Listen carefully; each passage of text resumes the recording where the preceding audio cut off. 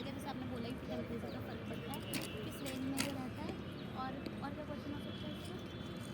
मतलब ये अडैप्ट कहाँ से किया गया है ये सब? ये पहले मेन ये है, ये जैसे हीटर है ना, हाँ सब एक मैकेनिक है। जी।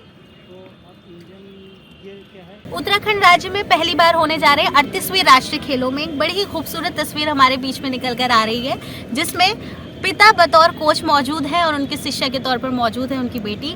आइए बात करते हैं रमेश सर और उनकी बेटी अनीशा से और जानते हैं उनका ऑन फील्ड और of field experience. Hello Anisha, स्वागत है आपका हमारे चैनल पर। Hello ma'am. कैसी हैं आप? मैं बढ़िया हूँ। हेलो सर, प्रणाम, कैसे हैं आप? मैम बढ़िया। अनीशा, कितने सालों से जो है आप आर्चरी कर रही हैं? मुझे 6 और 7 साल हो चुके हैं खेलते खेलते आर्चरी में, और जब मैं 7th क्लास में थी मैं तब से आर्चरी खेल रही हूँ। और पापा जो है आर्चरी कोच हैं, तो पापा इंस्पिरेशन रहे इसके पीछे? हाँ, पापा ही मेन इंस्पिरेशन रहे मेरी आर्चरी शुरू करने के पीछे। और कैसे जब पापा को आर्चरी करते हुए देखती थी, छोटी थी जब आप, तो क्या मतलब कोई ऐसा एक्सपीरियंस जो आपको याद हो कि बड़ा अच्छा सा कि हाँ भाई अब मुझे भी करनी है? नहीं देखा उस टाइम। उस टाइम साथ नहीं थे उस टाइम। साथ नहीं पापा थे। जॉब में थे ना, तो वहीं सिखाते थे। ठीक है। और सर, हम आपसे जानना चाहेंगे क्योंकि बेटी और शिष्या दोनों ही हैं अभी फ़िलहाल, तो ऑन फील्ड जो है कैसा रहता है कि कोई नोक झोंक रहती है कि या मतलब और बच्चों को ट्रेनिंग देने के कंपैरिजन में और बेटी को ट्रेनिंग देने के कंपैरिजन में क्या क्या दिक्कतें आपको देखनी पड़ती हैं? नहीं, कोई दिक्कत नहीं है, क्योंकि जब हम ग्राउंड में होते हैं जी तो ये उसको भी पता है और सारे खिलाड़ियों को पता है कि बाप बेटी का रिश्ता घर में है। जी। जब ग्राउंड में आ गए तो सिर्फ गुरु और शिष्य।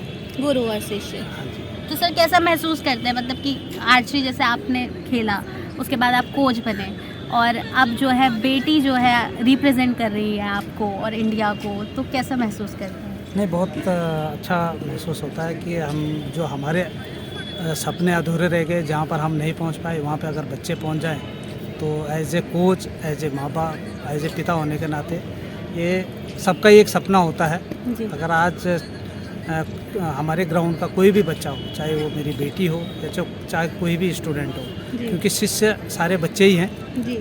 और ख़ास करके जब अपनी बेटी है तो अगर वो अच्छा करती है तो एक गुरु के नाते भी अच्छा लगेगा और पिता के नाते भी अच्छा लगेगा। अनीशा से हम जानना चाहेंगे कि अनीशा, प्रैक्टिस कैसी चल रही है? सबसे पहली बात तो प्रैक्टिस काफ़ी अच्छी चल रही है और हम 7-8 घंटे प्रैक्टिस करते हैं पूरे दिन में, जिसमें हमें खाना खाने के लिए भी ब्रेक मिलता है, और हम कम से कम 200 और 300 एरो शूट कर रहे हैं पूरे दिन में, और हमारी प्रैक्टिस काफ़ी अच्छी चल रही है। अनीशा, सबसे ज़्यादा चैलेंजिंग ना बतौर जो स्पोर्ट्समैन है, सबसे ज़्यादा चैलेंजेस आपको क्या देखने को मिलते हैं, ऑन फील्ड भी ऑफ फील्ड भी, कि भाई जो जिनसे डील करने में आपको थोड़ी दिक्कत होती है? चैलेंजेस यही रहते हैं कि जो हम प्रैक्टिस ग्राउंड में जो शूटिंग कर रहे हैं वही हम मेन जब हमारा मैच हो वही शूटिंग हम बरकरार रखें, यही सबसे चैलेंजिंग होता है।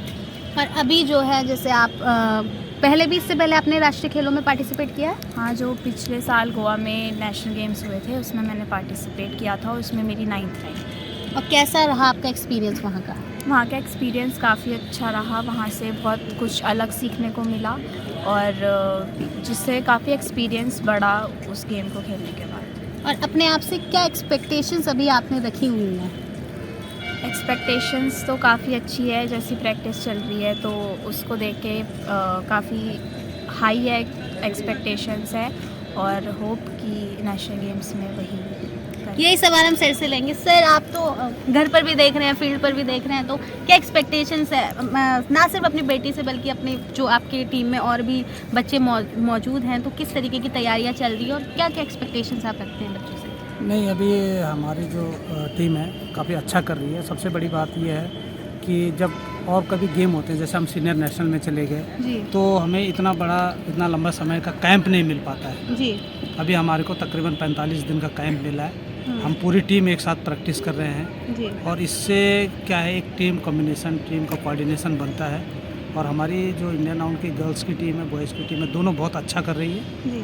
और उम्मीद है कि हम नेशनल गेम्स में भी अच्छा करेंगे और उत्तराखंड को पदक देंगे। मानिशा, आपसे क्वेश्चन है मेरा। बहुत यंग एज में है अभी आप और बहुत लंबा करियर है आपके सामने, तो बहुत छोटी उम्र में आप स्पोर्ट्स में आ गए, जो बहुत अच्छा है क्योंकि स्पोर्ट्स जो है बोला ही जाता है कि बहुत अच्छा है शरीर के लिए भी, हेल्थ के लिए भी, हर तरीके से। तो जो युवा हैं, जो यूथ हैं, या आपसे छोटे बच्चे जो आपको देख रहे हैं, बड़े लोग जो आपको देख रहे हैं, उनको आप क्या मैसेज देना चाहेंगे? उनको यही मैसेज देना है कि आपके पास पढ़ाई के साथ साथ एक अदर एक्टिविटी भी होनी चाहिए जिससे आपकी मेंटल और फिज़िकल एबिलिटीज़ जो हैं वो बढ़ पाए और आप फिट रहें। ओके सर, यही क्वेश्चन हमारा आपसे भी कि युवाओं के लिए आपका क्या संदेश है, क्योंकि जो है आजकल युवाओं पे बड़े इल्ज़ाम लग रहे हैं कि उस तरीके से नहीं है जैसे पहले हुआ करते थे।